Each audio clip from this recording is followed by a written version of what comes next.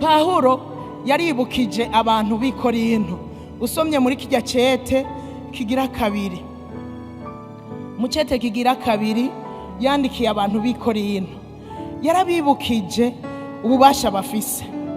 Pawulo arababwira muri iki gice cya 10 umurongo wa 3, arababwira ngo naho turi mu mubiri ntiturwana mu buryo bw'umubiri.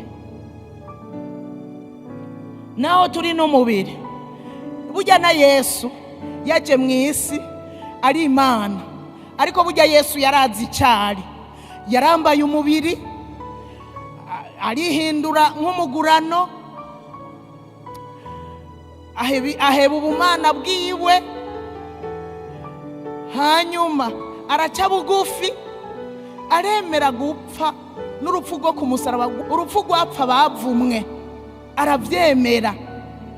Ivyo vyose yavyemeye, mugabo yarazi ko ari Imana.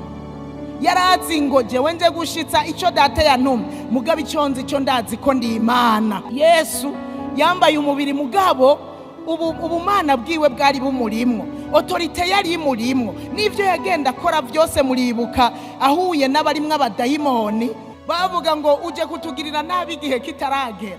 Ubwo bubasha barabumubonamwo, bakavuga ngo tureke, bakavuga ngo Yesu umunyanazareti, bakamumenya. Burya n'abadayimoni bari bazi autorite murimwo, yari mu isi yambaye umubiri, ariko n'abadayimoni barabona ubushobozi bumurimwo, bakabona ko ari umuntu adasanzwe, bakabona ko afise ububasha bwo kubarandura akabarangiza, bagaca bakoma induru basi tureke. Hahandi bavuze ngo turungike mu ngurube.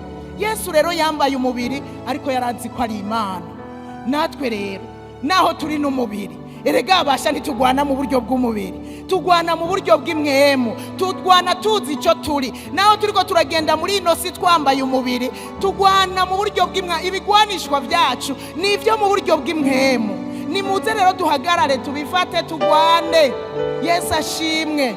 Ibigwanishwa dufise nivyo mu buryo bw'imwemu, tugwane duhagarare muri autorite. Nubwo dusa n'abari mu mubiri, tumenye ko turi n'ab'imwemu. Hanyuma duce dufata ibigwanishwa vy'imwemu tubigwanishe, kandi nagira ndakubwire ngo umuntu abihagazemwo aranesha nta kabuza. Hanyuma akazana impinduka nyene muri we.